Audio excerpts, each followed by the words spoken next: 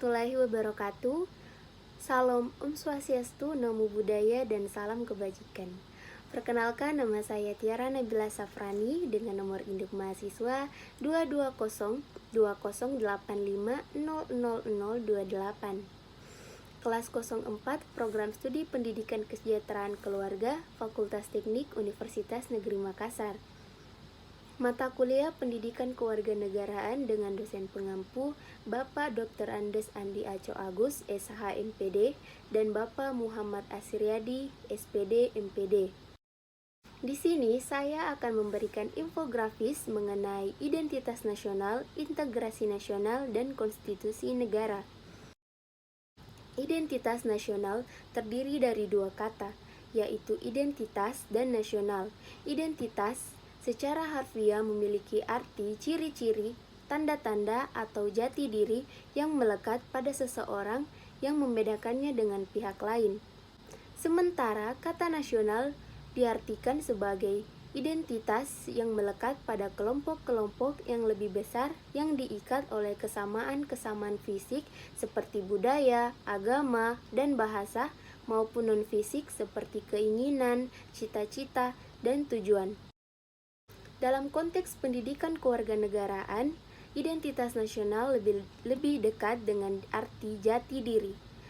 Jati diri bangsa Indonesia adalah nilai-nilai yang merupakan hasil buah pikiran dan gagasan dasar bangsa Indonesia tentang kehidupan yang dianggap baik, yang memberikan watak, corak, dan ciri masyarakat Indonesia seperti sifat religius, sikap saling menghormati, persatuan, gotong royong, musyawarah, dan ide keadilan sosial. Nilai-nilai dasar itu dirumuskan sebagai nilai Pancasila, sehingga Pancasila dikatakan sebagai jati diri bangsa Indonesia sekaligus identitas nasional. Dari sejumlah faktor pendukung, akhirnya identitas nasional bangsa Indonesia meliputi yang pertama faktor objektif yang meliputi faktor geografis, ekologis, dan demografis. Yang kedua faktor subjektif yaitu faktor historis, faktor sosial, faktor politik, dan faktor kebudayaan. Adapun urgensi identitas nasional yaitu yang pertama agar bangsa Indonesia dikenal oleh bangsa lain. Yang kedua, sangat penting untuk kelangsungan hidup bangsa Indonesia. Yang ketiga, penting untuk kewibawaan negara dan bangsa Indonesia. Unsur-unsur identitas nasional. Yang pertama adalah suku bangsa, yakni golongan sosial yang khusus yang tercipta sejak lahir. Yang kedua, agama. Bangsa Indonesia dikenal sebagai masyarakat yang agamis. Agama yang tumbuh dan berkembang di Nusantara adalah agama Islam, Kristen, Katolik, Hindu, Buddha, dan Konghucu. Yang ketiga, kebudayaan. Pengetahuan manusia sebagai makhluk sosial mampu berperilaku sesuai dengan lingkungan atau budaya setempat. Yang keempat, bahasa. Bahasa merupakan unsur pendukung identitas nasional yang lain. Bahasa dipahami sebagai sarana berinteraksi. Dinamika dan tantangan identitas nasional. Bangsa Indonesia masih relatif kurang dalam membentuk identitas nasionalnya. Yang pertama, rendahnya pemahaman dan kesadaran warga negara dalam bersikap dan berperilaku menggunakan nilai-nilai Pancasila. Yang kedua, luntur dan memudarnya rasa nasionalisme dan rasa patriotisme. Integrasi nasional. Integrasi nasional merupakan proses mempersatukan bagian-bagian unsur atau elemen yang terpisah dari masyarakat menjadi kesatuan yang bulat, sehingga menjadi satu bangsa. Dalam realitas nasional, integrasi nasional dibagi menjadi tiga. Yang pertama, integrasi politik. Dalam integrasi politik, terdapat dimensi vertikal dan horizontal. Dimensi yang bersifat vertikal menyangkut hubungan elit dan massa, baik antara elit politik dengan massa pendukung, atau antara penguasa dan rakyat guna menjembatani celah perbedaan dalam rangka pengembangan proses politik yang partisipatif. Dimensi horizontal menyangkut hubungan yang berkaitan dengan masalah teritorial antara daerah, antar suku, umat beragama, dan golongan masyarakat Indonesia. Yang kedua, integrasi ekonomi. Integrasi ekonomi berarti terjadi saling ketergantungan antara daerah dalam upaya memenuhi kebutuhan hidup rakyat. Yang ketiga, interaksi sosial. Integrasi ini merupakan proses penyesuaian unsur-unsur yang berbeda dalam masyarakat sehingga menjadi satu kesatuan. Unsur-unsur yang berbeda tersebut dapat meliputi ras, etnis, agama, bahasa, kebiasaan, sistem nilai, dan nilai sebagainya. Dinamika integrasi nasional di Indonesia. Sejak kita bernegara tahun 1945, upaya membangun integrasi secara terus-menerus dilakukan. Terdapat banyak perkembangan dan dinamika dari integrasi yang terjadi di Indonesia. Dinamika integrasi sejalan dengan tantangan zaman waktu itu. Peristiwa integrasi berdasar 5 jenis integrasi. Yang pertama, integrasi bangsa. Yang kedua, integrasi wilayah. Yang ketiga, integrasi nilai. Yang keempat, integrasi elit massa. Yang kelima, integrasi tingkah laku. Tantangan dalam membangun integrasi. Dalam upaya mewujudkan integrasi nasional Indonesia, tantangan yang dihadapi datang dari dimensi horizontal dan vertikal. Dalam dimensi horizontal, tantangan yang ada berkenaan dengan pembelahan horizontal yang berakar pada perbedaan suku, agama, ras, dan geografi. Sedangkan dalam dimensi vertikal, tantangan yang ada adalah berupa celah perbedaan antara elit dan massa, di mana latar belakang pendidikan kekotaan menyebabkan kaum elit berbeda dengan massa yang cenderung berpandangan tradisional. Masalah yang berkenaan dengan dimensi vertikal lebih sering muncul ke permukaan setelah berbaur dengan dimensi horizontal, sehingga hal ini memberikan kesan bahwa dalam kasus Indonesia, dimensi horizontal lebih menonjol daripada dimensi vertikalnya.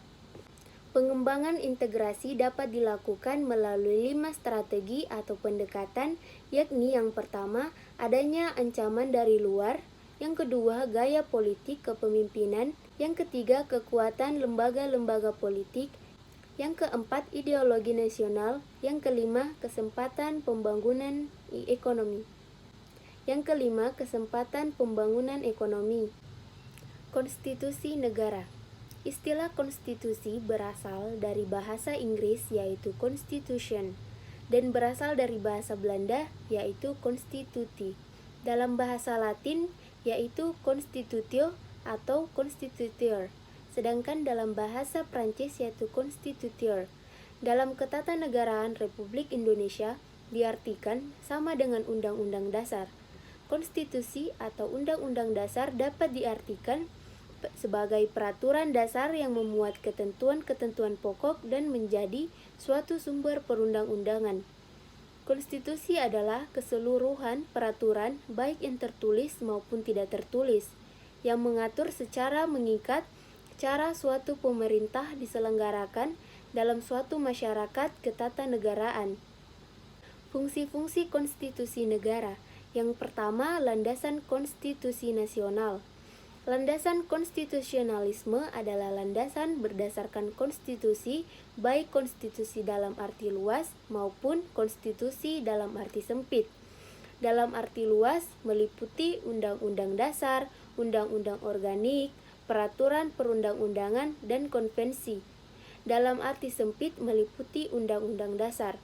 Fungsi yang kedua yaitu membatasi kekuasaan pemerintah sedemikian rupa sehingga penyelenggaraan kekuasaan tidak bersifat sewenang-wenang dan dengan demikian diharapkan hak-hak warga negara akan terlindungi. Yang ketiga, fungsi menjamin hak asasi manusia warga negara. Dinamika konstitusi yang terjadi di Indonesia. Konstitusi Undang-Undang Dasar Negara Republik Indonesia tahun 1945 yang dimana masa berlakunya 18 Agustus 1945 sampai dengan Agustus 1950 dengan catatan mulai 27 Desember 1949 sampai dengan 17 Agustus hanya berlaku di wilayah Republik Indonesia Proklamasi. Konstitusi RIS pada tahun 1949, di mana masa berlakunya 27 Desember 1949 sampai dengan 17 Agustus 1950. Konstitusi Undang-Undang Dasar 1950, di mana masa berlakunya 17 Agustus 1950 sampai dengan 15 Juli 1959. Konstitusi Undang-Undang Dasar Negara Republik Indonesia tahun 1945 pada masa Orde Lama, yang dimana masa berlakunya 5 Juli 1959 sampai dengan 1965. Yang terakhir, Konstitusi Undang-Undang Dasar Negara Republik Indonesia tahun 1945 masa Orde Baru, yang dimana masa berlakunya 1966 sampai dengan 1998. Tantangan Konstitusi Indonesia. Dalam pertengahan 1997, tantangan yang dialami adalah krisis ekonomi dan moneter yang sangat hebat. Pada awal era reformasi atau pertengahan 1998, tantangan yang dialami adalah tuntutan reformasi di masyarakat. Tuntutan tersebut disampaikan oleh berbagai komponen bangsa, terutama oleh mahasiswa dan pemuda. Sekian dari saya, mohon maaf apabila ada kekurangan, karena kesempurnaan hanya dari Tuhan, kesalahan datang dari setan, saya hanya korban. Cuci tangan sampai bersih, sekian dan terima kasih.